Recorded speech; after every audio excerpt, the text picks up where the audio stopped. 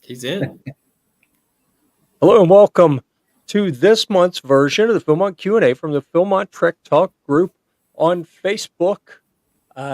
This time, the title says Trek Selection. That was last month. I think I copy and pasted that, or someone copied and pasted that. This month is supposed to be answering your pre-trek questions.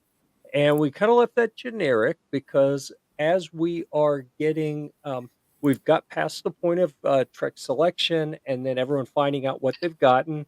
Everyone should be knee deep in shakedowns by now.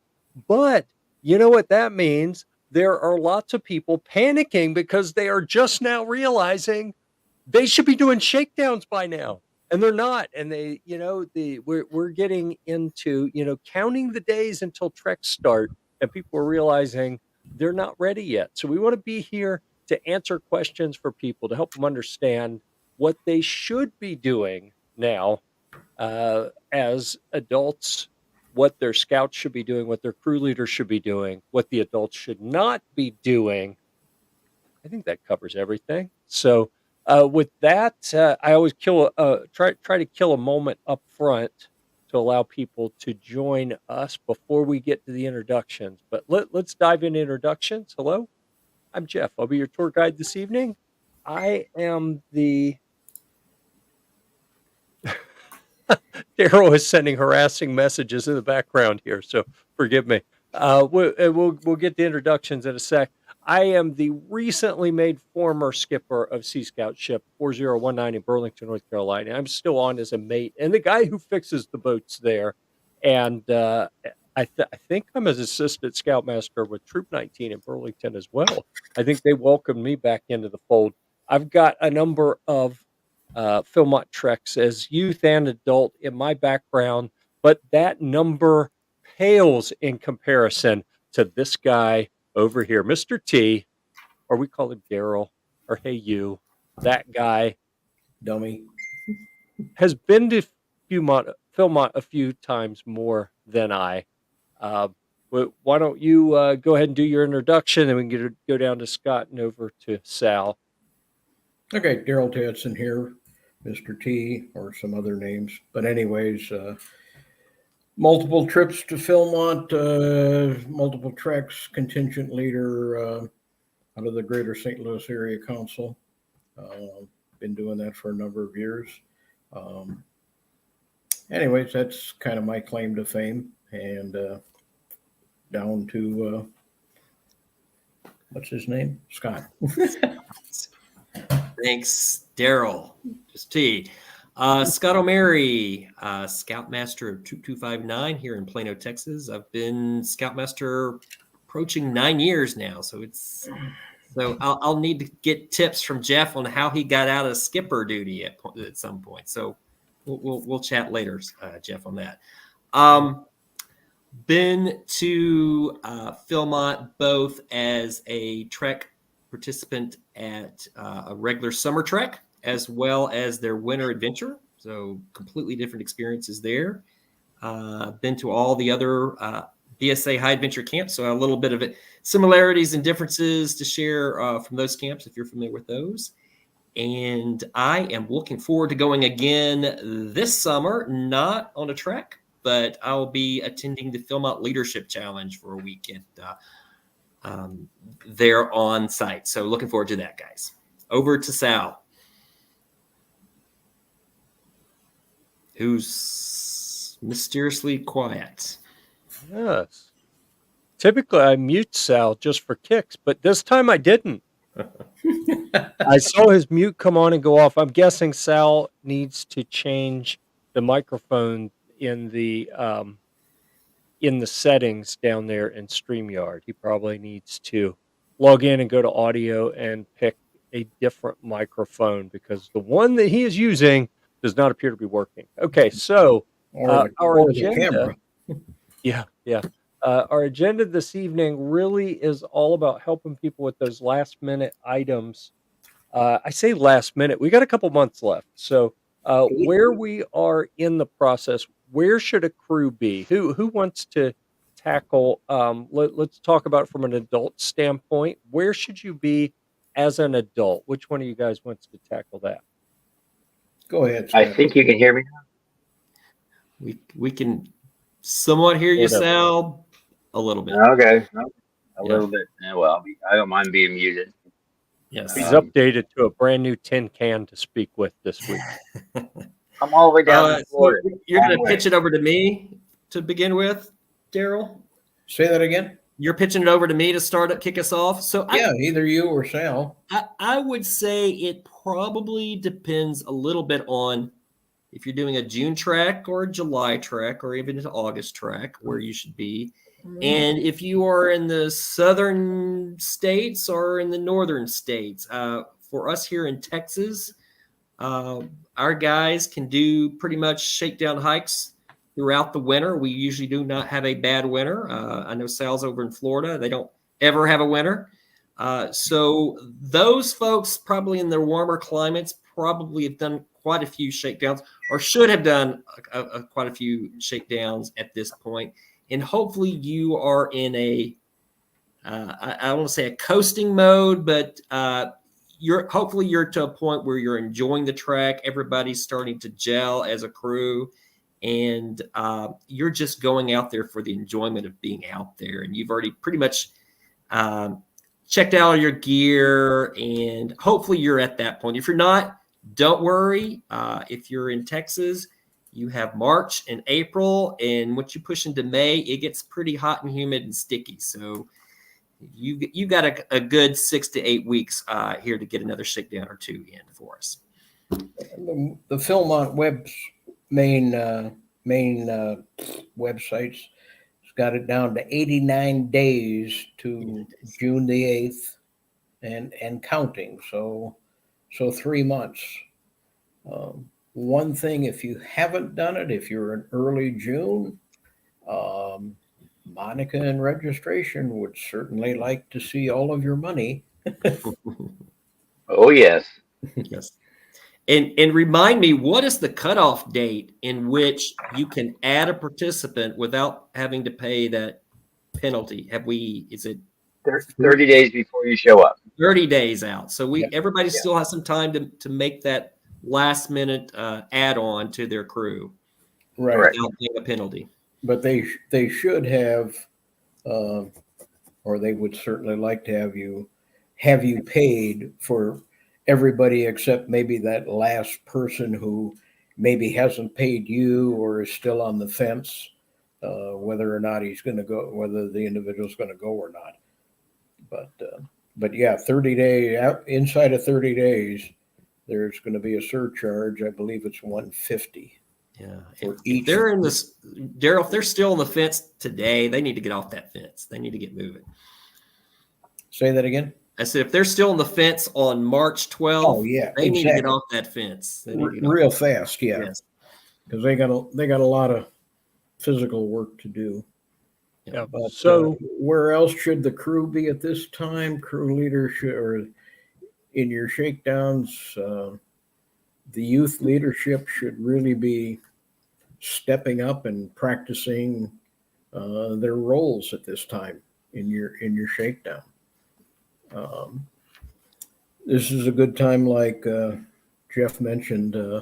Everybody should have their trek, and now I propose at this point, 90 days out, you should be really seriously looking at your itinerary. Yeah, we made the choice, and oh my gosh, we got choice number one. I saw one post on the page that the adult said, "What have we gotten ourselves into?" This is the time to be poring over those maps, figuring out, penciling in what you're going to do day to day. New maps, as I understand it from Ashley and the Tooth of Time Traders, new maps for 24 will be available somewhere mid to late April. But the streams and the mountains and most of the trails haven't changed much, so you can still be doing your general planning on that. Getting your itinerary together, what you're doing. your shakedown hike should be, at this point, really all inclusive. So when you say that the youth are starting to take over some of their leadership duties, what does that look like on a shakedown for you, Darrel? Um, I mean, are they planning the whole shakedown, or are the adults saying, "Here's the weekend we're going and where we're going"?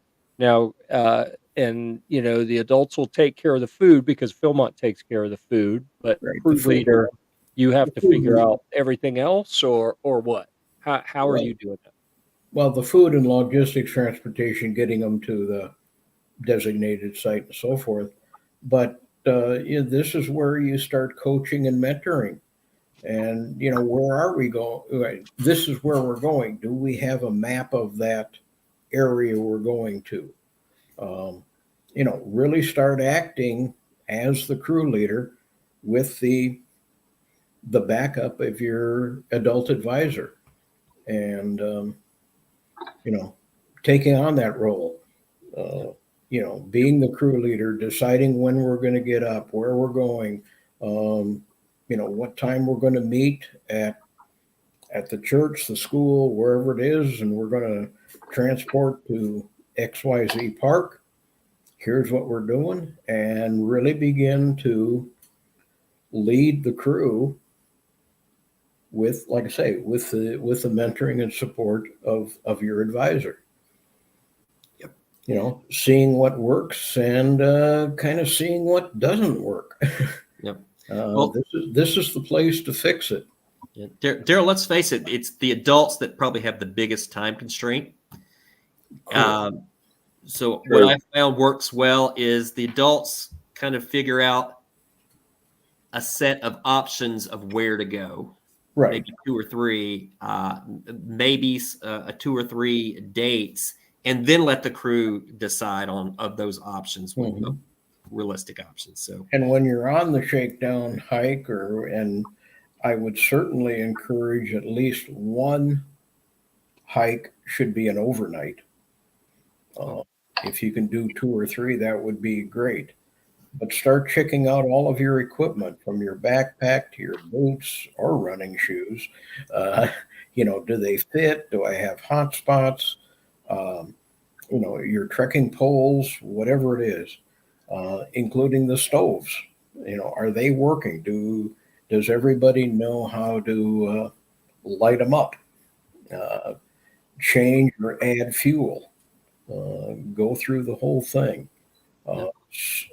Even if it's a day hike, I would strongly suggest stopping somewhere halfway, setting up those tents. And maybe then you have a snack or a lunch and you take them back down again. So you get the experience of. I would even say, even if it's not just a day hike, like if you're doing a full weekend, Friday through Sunday, and you get 2 nights, I would plan at least one midday stop, set up camp, have a meal, break camp, hike on. Yep. Maybe you break camp in the morning, you set up camp and eat lunch. Break it down and Everything. Get the sleeping bags out, everything.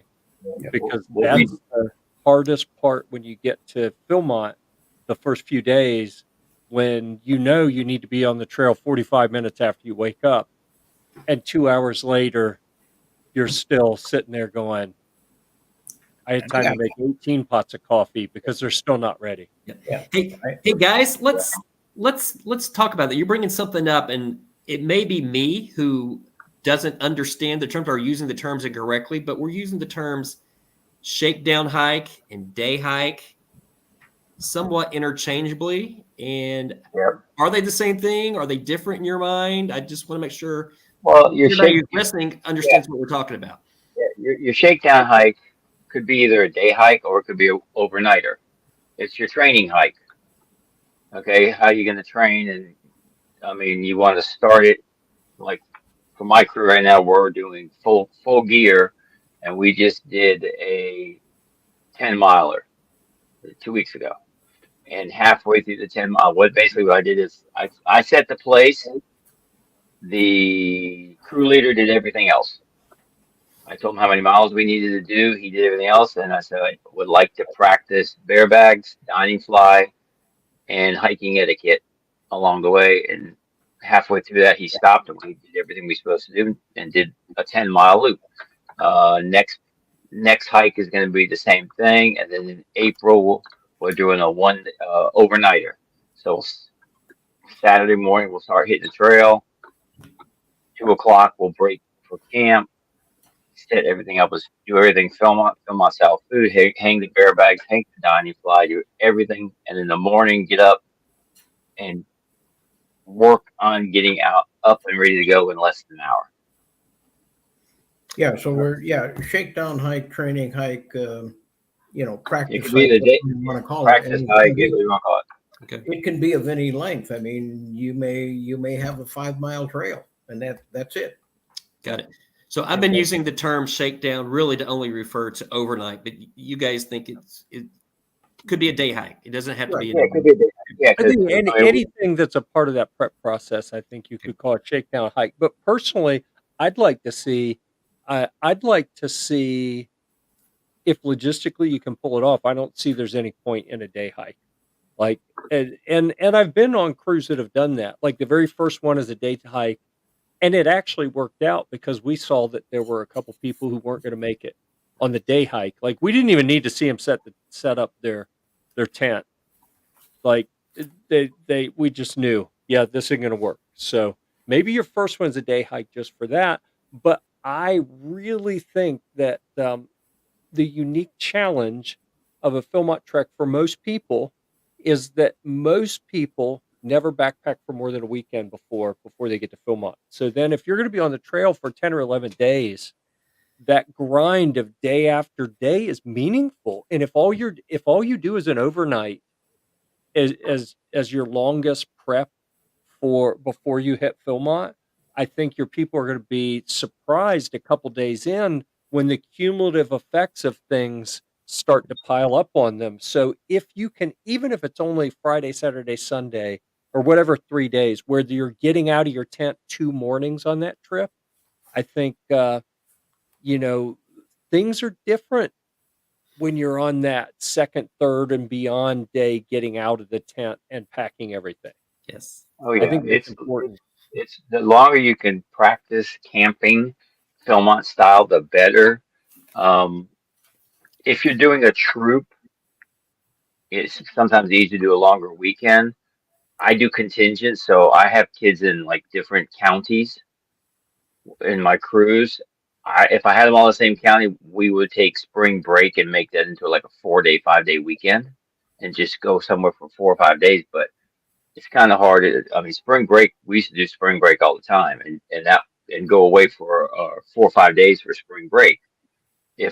But now parents and kids are now going away for spring break, so it's harder to get the commitment to say, okay, instead of going on spring break, you're going camping for 4 days, getting ready for Philmont. So you have to take what you can get. Yeah. Well, it's also different setting up and taking down a tent at 5 o'clock in the morning than it is in 2 in the afternoon as well. Yeah, it's a lot different. Yeah, so you have to take what you can get when you got kids and adults, because kids, the older kids are more involved. I've noticed. I mean, they're not just scouts; they're sports, they're band, they're spread thin, a lot of them. So you have to, if they can only make a day hike, if you have 8 kids and only 4 of them can make a day hike, and 4 can make, and let's say 7 of the 8 kids can make a day hike, but he can't make an overnighter, I'll take a day hike. It's better than nothing. And they can work on a lot of things in a day hike. And how I do mine is we progressively get longer day hikes. I mean, day hike will start at 6 o'clock in the morning, but we may hike till 6 o'clock at night. Something I'll never do at Philmont, but we'll stop for 2 or 3 hours and do skills along the way. We'll take 3 or 4 20-minute breaks. We'll practice one skill the first break, keep on going, stop again, do another skill, stop again, and do another skill. So we get all skills in, but we just do it in one day as opposed to an overnight. And But of course, every that's the crew is problem different. with adults that can't get the time off, 3, Yep, 4 months. that's the other one. I never got spring break when I worked. Yeah. Yeah. So So I mean, let's see. every crew is different. So that's one of the things that should be going on right now is you're really getting into the hiking and backpacking and doing those skills. There's a lot of administrative work that the crew advisor needs to be doing. Um, getting in the medical forms, getting the data from the participants, uploading the med forms, making sure everybody's got YPT and those certificates get uploaded. WFA stuff. You mentioned in our prep meeting today, because if people don't realize, we prep for this usually days in advance, sometimes just earlier that day. But the other thing you listed that's really important is to poll your crew to see if anyone has allergies that are going to be an Right. impact on the trail. Either you need to have an EpiPen. Don't show up with an expired EpiPen. They will hold you until you can get a new EpiPen, right? Including also an inhaler. Yeah, so make sure that those maintenance on the trail things are taken care of, as well as reviewing all of the food plans to be sure that you don't have anyone who's going to have allergy issues. And if you do, that they have time to understand the allergy, food substitution protocol and get together because they got to put all their meals together themselves and package them and label them in a certain way so that they can flow in through the distribution system and be available to be picked up at the right points. So, yeah, really important things for adults to be working on here From the while the crew leaders taking over on some of those trail skills. from the last Philmont prep seminar last month, um, they said that probably, or their target is early May for the menus and all the ingredients. So even if I shouldn't say so even, but if you're an early June crew, um, you should have at least 30 days to figure out if there's anything in the menus and the ingredients that's not going to sit well with any of your participants. Uh, and like Jeff said, follow the protocol for packaging them, names, expedition number, what days these meals are. You'll go out of base camp with the first 2 or 3 days, but this package has to be, these are meals for days 4, 5, and 6, and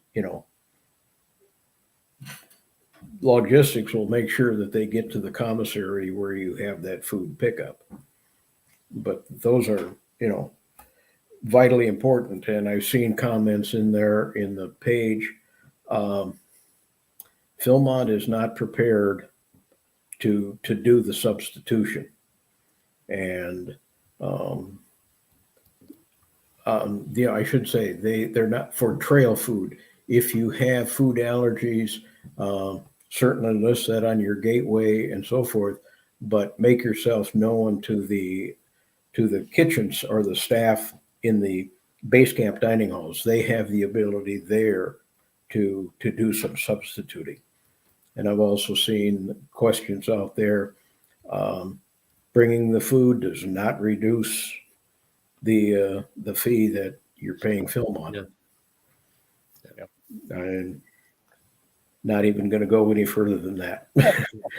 Yeah. Okay. So other things to keep in mind this far out. I'm looking at my other screen at the notes that Darrel makes our agenda every time for this meeting, and The other thing too, the advisor should do, and I found it out the other day.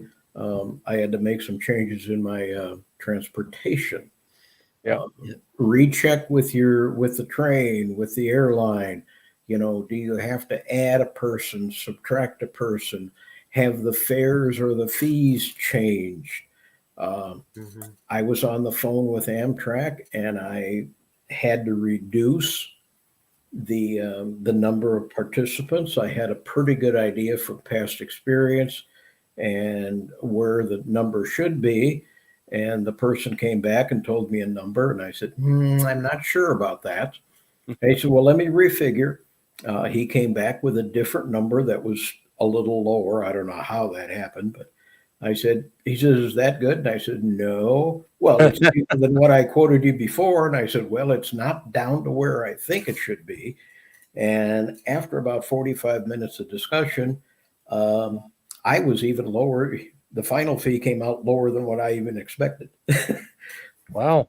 So, you know, You need to write up a guide on exactly how you did that. yeah, I'm not sure, but anyways, the point is check with your transportation. Even if you're in car, is your budget still good? Gas is not getting any cheaper, folks. uh, and your lodging along the way. Confirm your reservations. The last thing you want to do is show up someplace and they go, "Who are you?" And travel with your health forms. Mm-hmm. Oh yeah. Yeah, people ask that question. That's a good point, Scott. Even though you upload the health form, I would carry the hard copy with me. And at base camp, you can secure that either you can secure it in your locker if you're driving in your car, and I believe I believe they'll take them in safekeeping and put them in the safe in the registrar's office. Okay, so let's stay on topic here. I'm going to share a couple things that are in the comments. So if you're following along live or watching in replay, look in the comments. You'll find links for the all right, and I'm going to bring them up as we talk about them. I'm going to put them on the screen. So the Shakedown guide is available if you go to Treks on the Philmont website. On the left side, you scroll down a bit, you'll find the Shakedown guide. And they even have crew positions. I had missed that one. I'm going to open that one too. They have part 1, part 2, a duty roster and cooking methods. It has an S on it now. That's a change from the past few years. Crew positions defines for adults and youth. If your youth haven't, if everyone hadn't read through that, I mean, it's a solid, strenuous, not super strenuous 4.5-minute read. Be sure everyone does that or go over it together as a crew. Maybe suggest that the crew leader describe all the positions to everyone. Let's see, the Shakedown guide off of that page at the link here. Part 1 of that guide, here is your URL, and it's also down in the comments. This is a PDF that's going to give lots and lots of specific guidance. Pay extra attention to the things that might be different than what your scouts are used to. So I saw a comment here from Brian. Where is it? I think it's this one. All of our scouts with any backpacking experience are used to individual meals, and he's talking about acclimating them to the Philmont, the big one pot cooking method. That's the type of thing I'm talking about here, where there are things that are standard for backpacking. Any place you go backpacking, you're going to do the same thing. There are also things that are different and specific to how they do things and how they ask you to do things at Philmont. You're going to find those in those Shakedown guides as well as in the guidebook to adventure. So definitely, please be sure you've at least read through them once. There's so many details. I'd say, everyone should probably read through them multiple times. If you can get the scouts to read through it once, you're probably winning. But lots of good stuff in there that if everyone reads through that, you're going to be, a day and a half ahead of the game when you get to the ranch. That's part 1. There's also a part 2, and we've got another URL for that as well with additional things. I don't know why they split them into part 1 and part 2, but they're there. And then you also, off of that first page, that back here on the Shakedown guide, you have a duty roster, and that is something that I put it on the screen earlier, hoping Darrel would pick up on it and say something about when you're planning your shakedown, suggest that your crew leader build a duty roster and follow the duty roster during the shakedown. So Yep. they Yep. give you a really nice template that you can just fill out portions of it Right. for a specific shakedown hike, even though it's set up for a full 12-day trek. Right. And then You can still do it. A 5 mile, 4 hour, 5 hour, 6 hour, 10 mile hike. Maybe it may not be too applicable, but certainly work with it. The guidebook to adventure that Jeff mentioned. Um, there's two copies of that. One is a small booklet, and it'll also, I'm sure it'll be a PDF. I don't think it's out yet. And there's also a guidebook to adventure for adults. And I would suggest downloading them when they're available.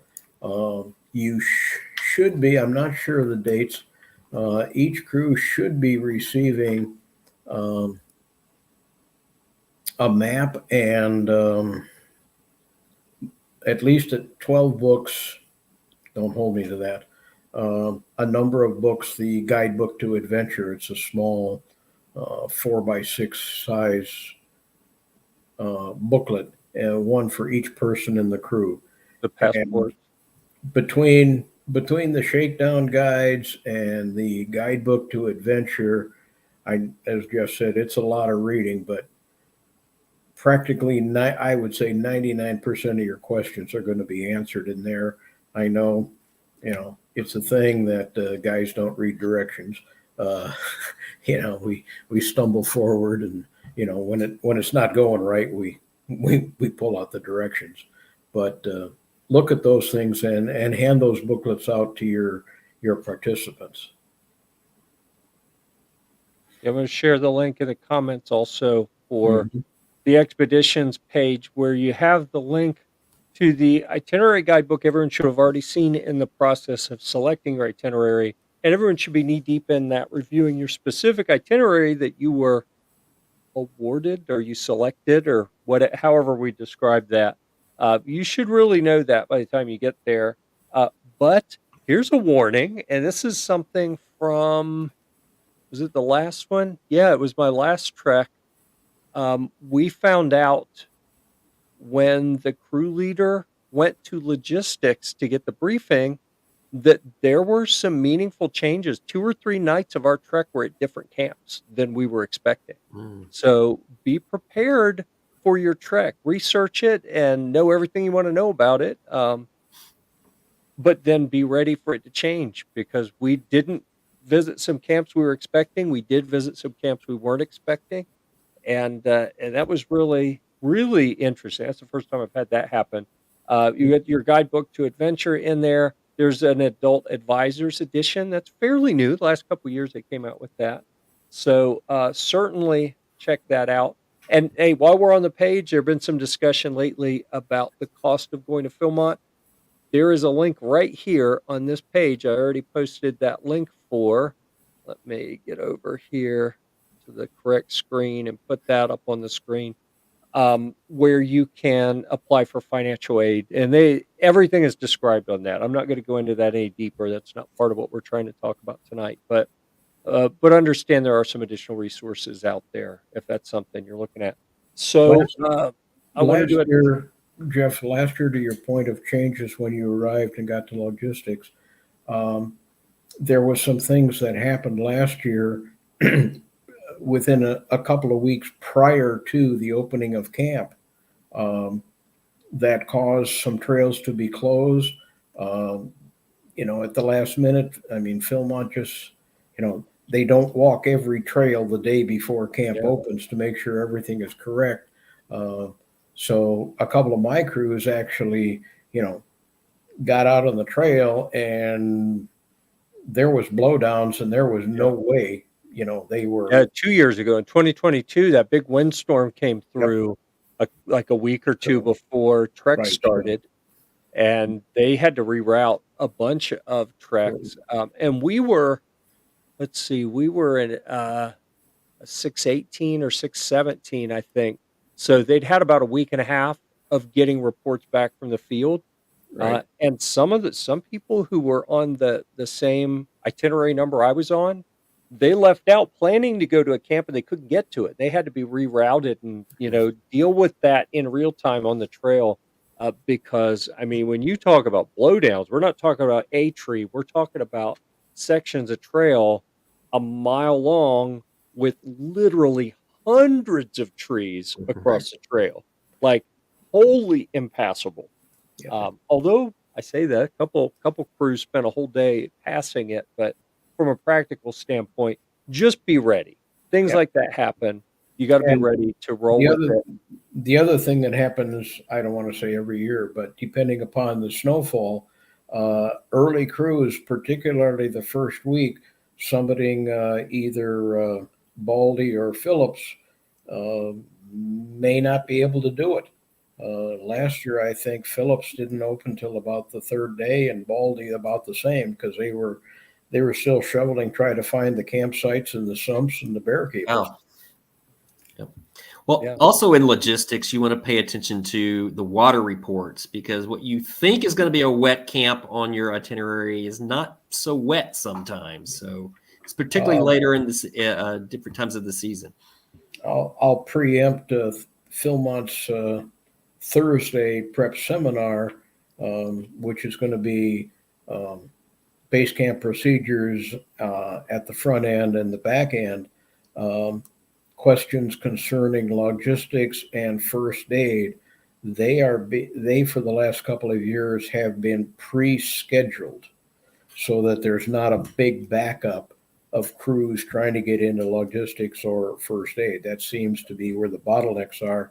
In the last couple of years, they've pre-scheduled times, and it's cleared up a lot of that backlog.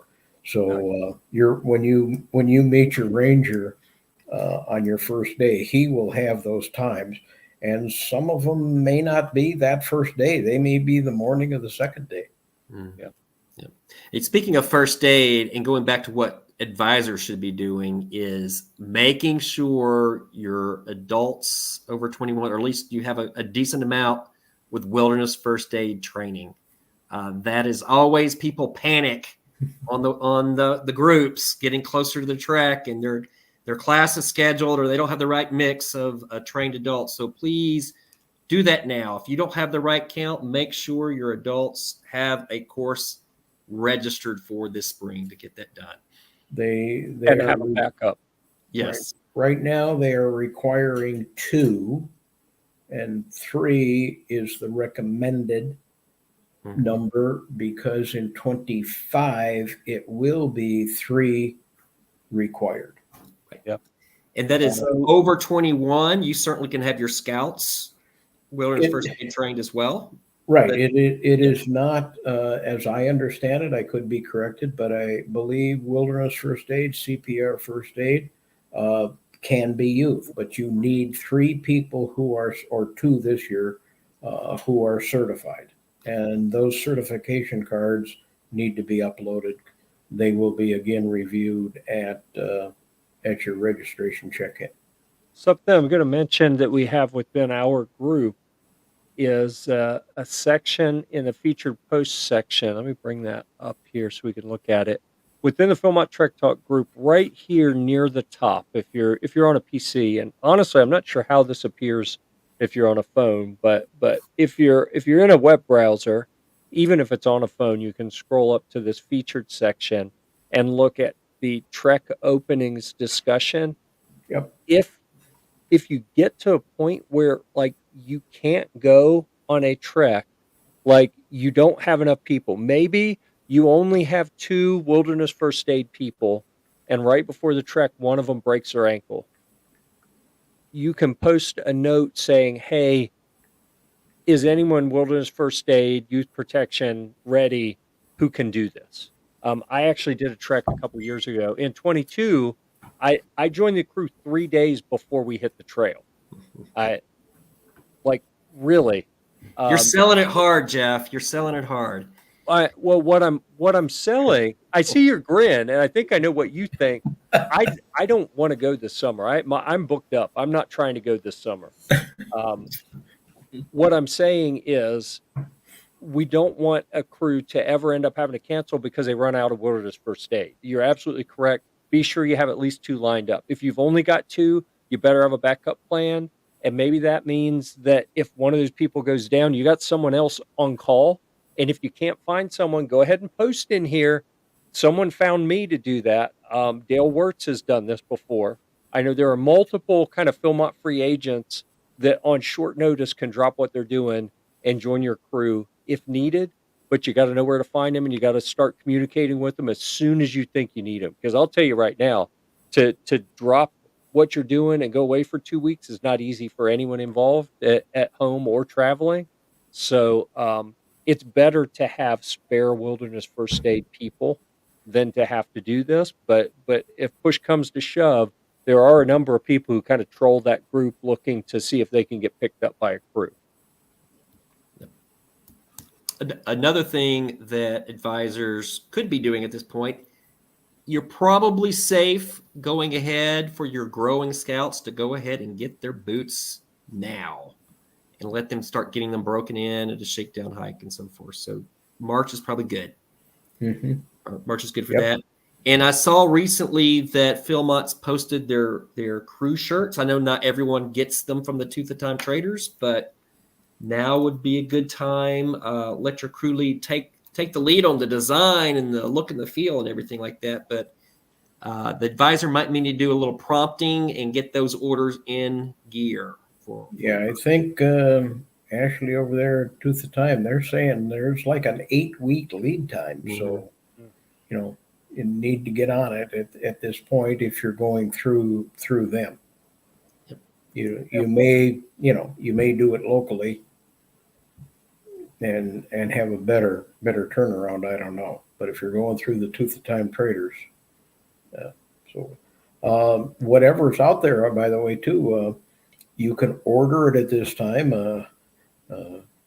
Shameless plug. You can order it this time, and they'll set it aside, and you can save shipping and pick it up when you get there. Whatever souvenirs you might choose. So, since you mentioned a shameless plug, you've already had your shameless plug, Jeff. Since you mentioned a shameless plug, if you'd like to be Scott this summer when you go to Philmont,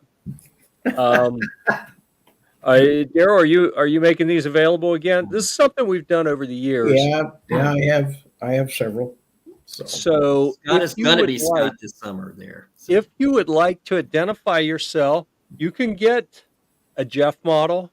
You can order the Scott O'Mary signature model. Actually, I'm gonna correct this too. I actually went as Scott the last time I went, but with a little piece of blue tape over it that said Jeff. So the ones that I have are going to be generic. Oh, okay. But anyhow, what we've encouraged people to do in years past. I mean, we're talking. I think 2021 may have been the first time that we really did it. Said, how can we identify that we're a part of the Philmont Trek Talk group when we're on the trail? This is something else that you need to think about ahead of time. And it doesn't have to be complicated. Okay. It can be a piece of blue ribbon. That's what I did 2 years in 21. I had just some blue ribbon. It was actually thinner than I would have liked. I would have liked a little bit thicker. I just made a little lark's head loop and hung it from the string on my hat that I wear. It's got a little string. Or if I had my pack on, I had one on a little D-ring hanging off the front so that people could see it and say, oh, little blue ribbon, you're part of the Philmont Trek Talk group. So if you want to be a part of that, reach out to Darrel Tadsen via the Philmont group on Facebook. And let's see. I wanted to change gears here a little bit and we talked about shakedown hikes. How about the other kind of shakedown? Oh, yes. And Darrel's sending me notes here. It is blue. Whatever you do, it's a blue. I kind of generically call this Facebook blue. It's roughly the same shade that Facebook uses for their logo. We are not attempting to copy Facebook blue. We are not trying to violate any trademarks. If they have I'm sure they've trademarked it. just a blue that's similar to that color would be nice. And something that either you can put on multiple things so that when you have your pack off, you still have it on, whatever. It would just help. It's a conversation starter when you're out on the trail. Um, so we talked about the shakedown part of preparation. How about the not on the trail part of preparation? The other shakedown that I strongly recommend that people do before taking a crew out is at least one gear shakedown where you go in a room. And the way we've done it with my home crew, when my son went, when we went back in 17, we went to our scout hut and we set up a table for each person, and then we went through the Philmont gear list and said, okay, here's the item that everyone gets their stuff out. And what we did is we asked everyone to pack your pack as if you're going to be on the trail. So we got to see where was everyone storing that item. So like if we found out with one guy, everything when we said where to get it out, it took him 3.5 minutes to find it, and he'd have to dig all different places. So it revealed that that person needed some help with pack organization and prioritizing where they put things so that it was easy to get to when they needed it. You know, if you need your rain gear and it's at the very bottom of your pack under your sleeping bag, that's probably not good. So this gives you an opportunity to evaluate who's taking things that they don't need, you know, like little Johnny doesn't need to bring his hatchet. Okay. Um, who is missing things that they do need, who has what they need, but maybe you see a massive sleeping bag and you're like, you don't really need a negative 32-degree bag for a Philmont trek. Let's see if we can get you something lighter and more compact. Like, you really get some neat insight, and people can learn from each other by seeing what everyone else is carrying, what they're not carrying for the stuff they're carrying, where are they carrying it, how are they carrying it. You know, I think those are all really neat lessons. So, And so in this part of the also, country, we'd call that a pack check instead of a Okay. shakedown. And a Pack question check. for you: do you bring like a luggage scale or anything for that thing for that check? I believe in taking a couple different kinds of scales. So the luggage scale to get the full pack weight, but I had so my son went through Cub Scouts with one of the other adults that was helping was the local police chief. He saw my backpacking scale and referred to it as a drug dealer scale. So now I always refer to it as everyone should have a drug dealer scale, um, just because that's what the chief told me. He said, "You better be careful. You get pulled over with that." I was like, "If I get pulled over with this and someone thinks it's a problem, then you got a problem because your officers aren't thinking right." But anyhow, the other I thing, believe in Jeff, laying everything. not only what you have, what you don't have, what can be shared. Oh, absolutely. You Yeah. know, not everybody needs, the big gigantic tube of toothpaste or sunscreen. That can be shared, either with your tent mate, or with the whole crew. And I would particularly point out that when you pack this, if you have someone with allergies, the need of an EpiPen or inhaler, that the entire crew should know where that person is packing it. It's in the upper left hand, you Oh, know, absolutely.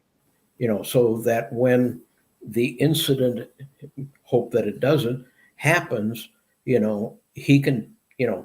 he can communicate, or the crew knows, hey, his inhaler is in this location. So what other items would we put on that list? Like I'm going to say map, writing utensil. So if there's an incident and you need to write things down, Right. because there is a section on the Philmont map. So your basic like the soap information, some of your WFA information, there is Yep. actually a spot on the Philmont map for that, as well as for you to like notate the location. Mhm. So the person going for help will have all that information with them. So you Right. need your map, your writing utensil, a communication device. Like if you're, I recommend most people should leave their phones back in base camp, but you should have one or two phones just in case they happen to work. If you get signal, they won't probably. But if you have a big problem, maybe you send someone up to the top of the hill with the phone to call for help. We've actually done that before at a crew I was in. So everyone needs to know where that is. The first aid kit in general, Right. any specific, individual specific medications, anything else that everyone should know where it is. I think that would be a starter, and I think the people can take it off from there. What are the essential items that you're going to need quickly? Yeah. In case of a emergency situation, I wouldn't go as far as rain gear and rain. Where is that? But certainly have it handy. But if someone else has to go to your pack and get something, where would they find it? Yeah. So, in an emergency, people are not thinking very straight. Not only do they need to know where it is, it might be helpful to have, assuming they have an internal pack, maybe a piece of orange tape on the compartment it's in. Yeah, I or guess is a another red visual. bag or something. Right. Yeah. Right. Yeah. So Yeah, I have recently started getting we've got fire extinguishers in our kitchen at home, and I've gotten fire blankets, and I've actually got some more that should be here in a day or two, and I'm going to distribute them. Every household in my extended family is going to have a fire blanket. The neat thing about those is you pull them out of the bag with this kind of tearaway little red flag that hangs out the bottom. And I was looking at that thinking, you know what? I'm going to attach a little red flag to my EpiPen and leave it kind of dangling out the top of the pouch. So if anyone ever needs it, grab that and rip, and you'll pull the EpiPen out. Yep. Don't rip too hard and fling it; that'd be bad. But Mhm. you know what I mean. So the crew first aid kit, things like that that you may need in an emergency, it might be good to have like a little, even if it's just a piece of what was the stuff we were talking about? I'm blanking on the word. No. Ribbon. Ribbon? Yes, a little piece of colored ribbon. Just But so you're looking people. for the technical term or something like that. No, I just want to get in the ballpark. So we're talking about telling people where they're located. That's assuming Yeah. where they're in your pack. When you're at camp, those things get moved. They're smellable. They're whatnot. Everybody needs to know exactly where those items are supposed to be at the camp as well. Whether it's rolled up in a dirty Wow. sock in the shoe or whatever. That's a really good point. That's something that I don't recall ever being on a crew that talked about that said we are going to we're going to label. The last crew I was on, we labeled each of the bags. Like we numbered them 1, 2, 3, 4, 5, whatever. Everyone had individual bags that they had their name on to make it easier. But it could be smart to have one that's labeled that has emergency stuff in it. So if anyone has emergency meds, the crew kit, the anything like that, it's easy to find. I hadn't thought of that before. that could also go up, and your ranger will talk about it. You may have a small separate bag that you call they call it the oops bag, something that you forgot to send up in the bear bag, but maybe in that oops bag is another bag with the meds in it. I mean, not everybody's medication has to go in there, but those that are needed quickly, in the middle of the night, it could be, even some gastrointestinal tablets that, somebody's making several runs to the Red Roof Inn and needs a little, I can't think of the name of that, Imodium AD or whatever, that might need to. Since they don't put squeezed cheese in the meals anymore, I guess that's what you have to do, right? Yeah. Yeah. But yeah, I mean, it's really a lot about thinking ahead and saying, if this were to happen, what do I need to do? So we got about 5 minutes left. Let's talk about prioritization. I'm going to suggest that you do absolutely everything to prepare so that you know you're going to have the best trek possible. But we all know that life happens, and sometimes either you run out of time for one reason or the other. I'm going to suggest to you that if you have to prioritize the paperwork stuff that's going to keep you from being able to go on the trail. And then rely on your ranger to teach the things that they teach in the first day and a half. Like, do all the prep you can. But if something has to be cut short, like if you're running out of time, some of the instruction for Philmont specific methods, the ranger's going to cover that anyway. Um, or even if you cover it and they don't get it, don't freak out. Don't feel like you got to drill it into their heads. They're going to have time to figure it out. The ranger's going to teach them, and then they're going to help each other. That's part of the process of the crew coming together. But do not get so focused on getting them ready for all those technical things that you miss some of the paperwork, and then cause your crew problems that prevents them from getting on the trail at all. Another thing I would say, as you travel to Philmont, keep the welcome center or the ranch apprised of your travel plan. Not so much that you're on schedule, but if you're having a significant deviation, you're driving and you had a flat tire, and by the time you found a replacement and got it fixed, you're 6 hours late, because the welcome center is expecting you at a particular time, which you've put into the gateway under your arrival information, and they're expecting you somewhere around 10 o'clock in the morning, but you're looking at the thing and you're seeing you're not going to be there till 2, 3 in the afternoon. Keep them apprised of that.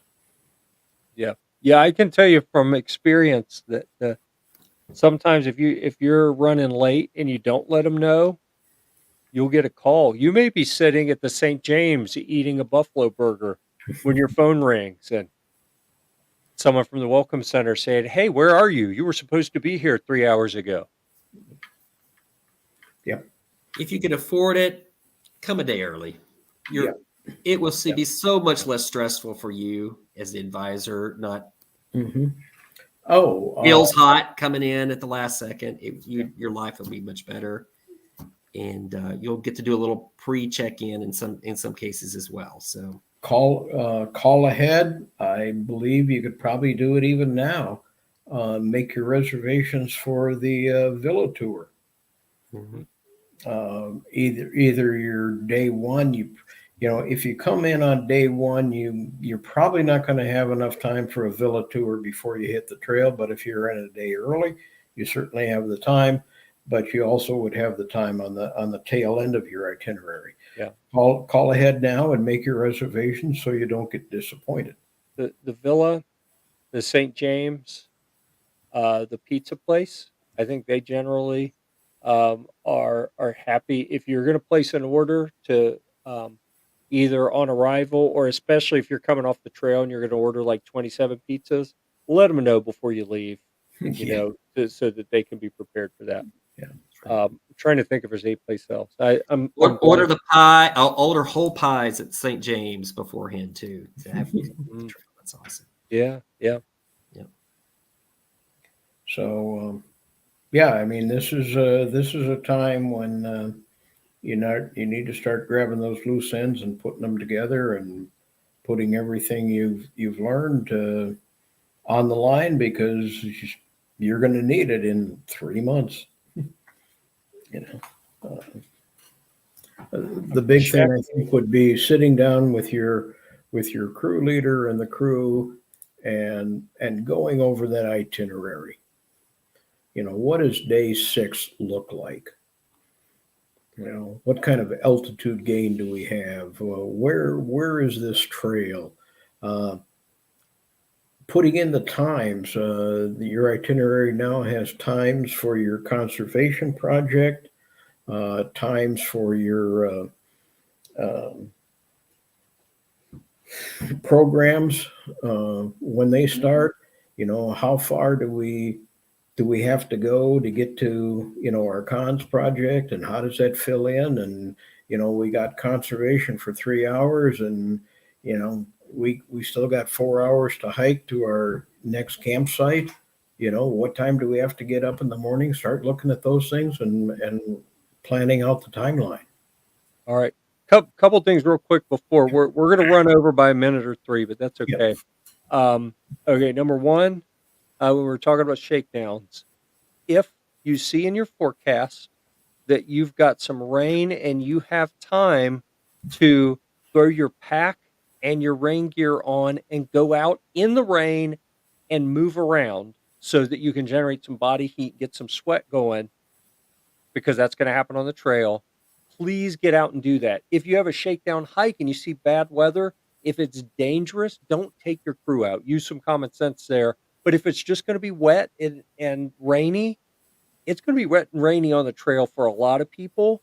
Yep. You are much better off to go on a weekend or overnight and find out that your rain system doesn't work the way you want and have time to fix it before your trek than to find out on day 2 of a 12-day trek that your rain gear isn't sufficient, and every time it rains you're going to end up wet and cold. So Yep. figure that out as soon as you can so you have time to deal with it. You Yep. don't want to find that out on the trail. Most people I have found are fair weather shakedown hikers, and they've never really been rained on.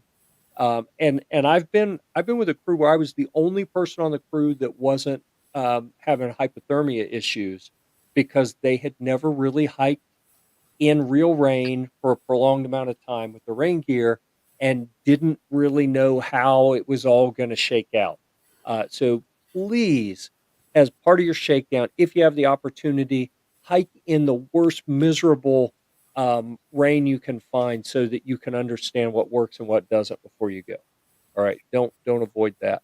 And then something else I wanted to show you here in the Philmont Trek Talk group, I made a post today where I showed a bunch of the thumbnails from prior chats like this, where I shamelessly stole pictures that other people posted in the group and used them as the background. And I suggested, please take grown-up pictures. Those are the horizontal landscape pictures, not the vertical social media pictures, right?